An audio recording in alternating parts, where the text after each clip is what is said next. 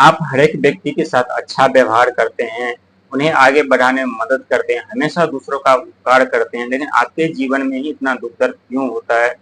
क्यों आपके जीवन में इतने कष्ट पीड़ा आपको भुगतना पड़ता है? ये हर एक व्यक्ति का सवाल होता है। हम बात कर रहे हैं कुंभ राशि के बारे में, जिनके राशि के स्वामी कर्म के फलदाता स्वयं शनिदेव महाराज कलयुग के न्यायाधीश माने जाते हैं।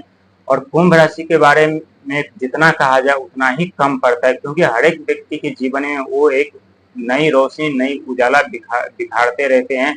लेकिन जब आपके जीवन में, आपके भाग में, आपके किस्मत में जब दुखों का आगमन होता है तो कोसों दूर तक कोई उम्मीद की किरण नजर नहीं आती और हमेशा आप सोचने पे मजबूर हो जाते हैं कि हम दूसरों के लिए इतना करते हैं, हम दूसरों के बारे में इतना सोचते हैं, हम दूसरों को इतना मान सम्मान करते हैं, तो हमें मान सम्मान क्यों नहीं मिलता? हमारे दुख दर्द समस्या कोई नहीं क्यों नहीं समझता? आखिर हमारी गलती क्या है? या इस राशि में जन्म लेना ही अभिशाप है, या कुंभ राशि ही अभिशाप है? दोस्तों, जब भी व्यक्ति के जीवन में दुखों का आगमन होता है, व्यक्ति विचलित परेशान होने लगते हैं, कोई न कोई ऐसे रास्ते ढूंढने लगते हैं जो उन्हें दुख दर्द समस्या से बाहर निकालने में मदद करे, लेकिन वास्तविक में ऐसा नहीं होता।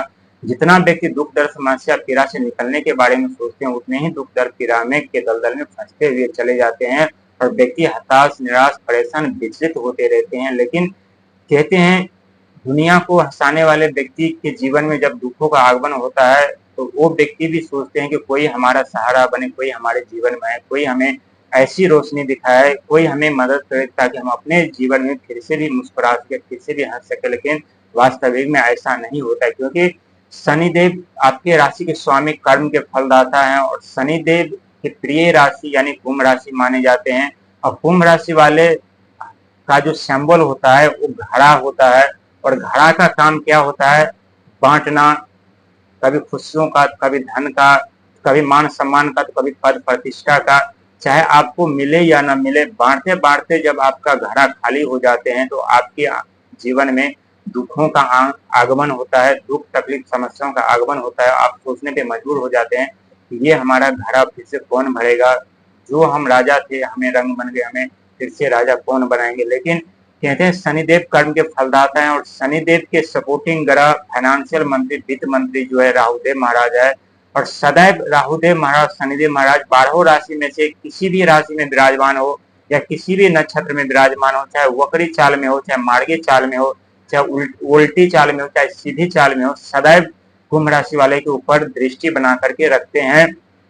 क्योंकि कुंभ राशि के जीवन में जितना दुख देते हैं शनिदेव और राहुदेव, उतने ही सुख भी प्रदान करते हैं।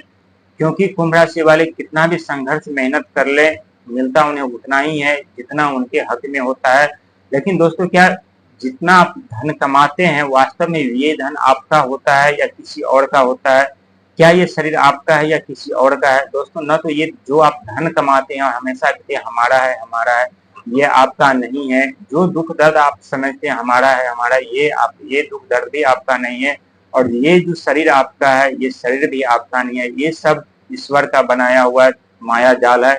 लेकिन बहुत ऐसे व्यक्ति इसी व्यक्ति माया जाल में फंस करके अपने जीवन व्यतीत कर लेते हैं। कोई दुख दर्द पीड़ा झेल करके अपना समय बिता लेते हैं, तो कोई सुख सुविधाएं पा करके अपना समय बिता लेते हैं।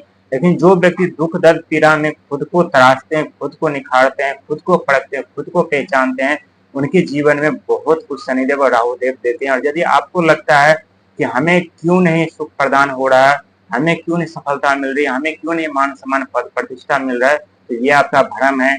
क्योंकि जो व्यक्ति दुख दर्द पीड़ा अपमान सहते हैं, उस व्यक्ति से बड़ा इस दुनिया में कोई नहीं हो सकता।